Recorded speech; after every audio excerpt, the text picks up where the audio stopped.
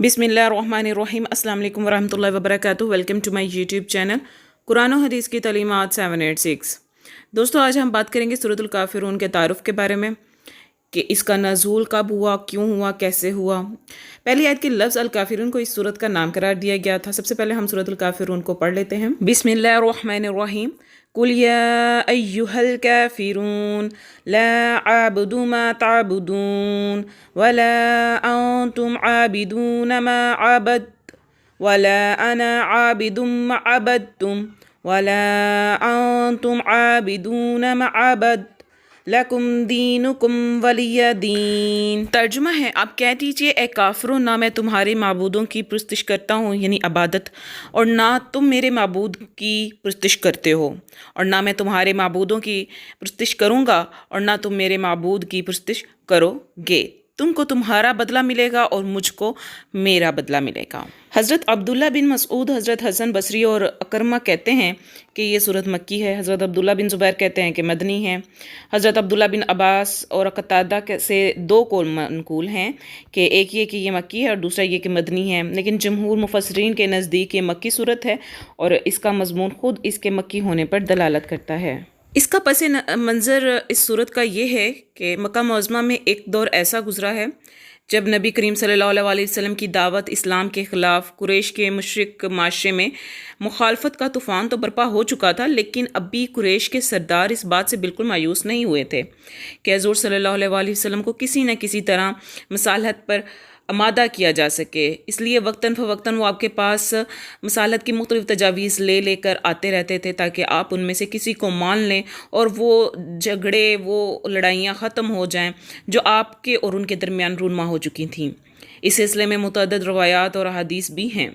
हज़रत अब्दुल्ला बिन अब्बास रज़ियल्लाहु तआला अन्हु की रवायत है कि कुरैश के लोगों ने रसूलुल्लाह सल्लल्लाहु अलैहि वसल्लम से कहा, हम आपको इतना माल दे देते हैं कि आप मक्का के सबसे ज़्यादा दौलतमंद आदमी बन जाएं। आप जिस औरत को पसंद करें उससे आपकी शादी कर देते हैं। हम आपके पीछे चलने के लिए तैयार हैं। आप बस हमारी ये बात मान लें कि हमारे माबूदों की बुराई करने से बाज आ जाए। अगर ये आपको मंजूर नहीं है तो हम एक और तजवीज़ आपके सामने पेश करते हैं जिसमें आपकी भी भलाई है और हमारी भी। हज़ूर सल्लल्लाहु अलैहि वसल्लम ने पूछा, वो क्या है? उन्होंने कहा, एक साल आप हमारे माबूदों की इबादत करें, एक साल हम आपके माबूद की इबादत करेंगे। हज़ूर सल्लल्लाहु अलैहि वसल्लम ने फरमाया, अच्छा ठहरो, मैं देखता हूँ कि मेरे रब की तरफ से क्या हुक्म आता है। इसका मतलब ये हरगिज़ नहीं था कि रसूलुल्लाह सल्लल्लाहु अलैहि वसल्लम किसी दर्जा भी इस तजवीज़ को काबिल कबूल किया या इसको अहमियत दी, और आपने माज़अल्लाह कुफ़ार को ये जवाब इस उम्मीद पर दिया था कि शायद अल्लाह की तरफ से इसकी मंजूरी आ जाए। बल्कि दरअसल ये बात बिल्कुल ऐसी ही है जैसे किसी मातहत अफसर के सामने कोई बेजा मुतालबा पेश किया जाए और वो जानता हो कि इसकी हुकूमत के लिए ये मुतालबा काबिल कबूल नहीं है, मगर वो ख़ुद साफ इनकार कर देने के बजाय मुतालबा करने वालों से ये कहे कि मैं आपकी दरख्वास्त ऊपर भेज देता हूँ, जो कुछ वहाँ से जवाब आएगा वो आपको बता दूँगा।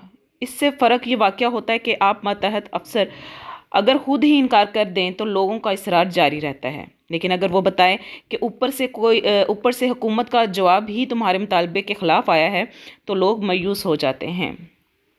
तो बहरहाल इस पर वही नाज़ल हुई थी, कुल या अय्युहल काफिरून, और सूरह ज़मर की आयत नंबर 64। इनसे कहो, ए नादानो, क्या तुम मुझसे ये कहते हो कि अल्लाह के सिवा मैं किसी और की इबादत करूं? इब्ने अब्बास रज़ियल्लाहु तआला की एक और रवायत है कि ये है कि कुरैश के लोगों ने हुज़ूर सल्लल्लाहु अलैहि वसल्लम से कहा कि मोहम्मद, अगर तुम हमारे मबूद बुतों को चूम लो तो हम तुम्हारे मबूद की इबादत करेंगे। इस पर यह सूरत नाज़ल हुई थी। इन रवायात से मालूम होता है कि एक मरतबा एक ही मजलिस में नहीं बल्कि मुख्तलिफ़ औक़ात में मुख्तलिफ़ मौक़े पर कुफ़ार कुरैश ने हज़ूर सल्लल्लाहु अलैहि वसल्लम के सामने इस किस्म की तजवीज़ पेश की थी और इस बात की ज़रूरत थी कि एक दफ़ा दो टोक जवाब देकर उनकी उम्मीद को हमेशा के लिए ख़त्म कर दिया जाए कि रसूलुल्लाह सल्लल्लाहु अलैहि वसल्लम दीन के मामले में कुछ दो और कुछ लोग के तरीके पर कोई मिसालत नहीं करेंगे। रसूलुल्लाह सल्लल्लाहु अलैहि वसल्लम की निगाह में सूरह की क्या अहमियत थी, इसका अंदाज़ा चंद हदीस से लगाया जा सकता है। हज़रत अब्दुल्ला बिन उमर रज़ियल्लाहु तआला अन्हु की रवायत है कि मैंने बारहा हज़ूर सल्लल्लाहु अलैहि वसल्लम को फजर की नमाज से पहले और मगरिब की नमाज के बाद की दो रकतों में कुल या अय्युहल काफिरून और कुल हुवल्लाहु अहद पढ़ते हुए देखा।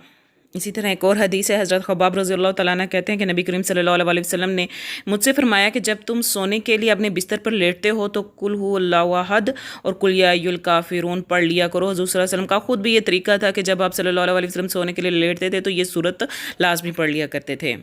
इसी तरह फरवा बिन नौफल और अब्दुर्रहमान बिन नौफल दोनों का बयान है कि इनके वालिद नौफल बिन माविया रज़ियल्लाहु तआला अन्हु ने रसूल सल्लल्लाहु अलैहि वसल्लम से अर्ज़ किया कि मुझे कोई ऐसी चीज़ बता दीजिए जिसे मैं सोते वक्त पढ़ लिया करूं। आपने फरमाया कि कुल या अय्युल काफिरून आखिर तक पढ़कर सो जाया करो, क्योंकि ये शिर्क से ला तलकी का इजहार है। दोस्तों, हमें भी चाहिए कि हम भी सोने से पहले सूरतुल काफिरून को पढ़ लिया करें। इसके अलावा सूरह इखलास, सूरह नास और सूरह फलक को भी पढ़ लिया करें कि हुज़ूर पाक सल्लल्लाहु अलैहि वसल्लम भी चारों कुल लाजमी पढ़कर सोते थे और अपने पूरे जिस्म पे हाथ फेर लेते थे और इसके बहुत से फ़वाइद हैं। दोस्तों, उम्मीद करती हूँ आपको मेरी ये वीडियो अच्छी लगी होगी। अगर आपको मेरी वीडियो अच्छी लगी है तो kindly like, share and subscribe ज़रूर कीजिएगा। इंशाल्लाह नेक्स्ट वीडियो में फिर मुलाकात होती है, तब तक के लिए खुदा हाफिज़।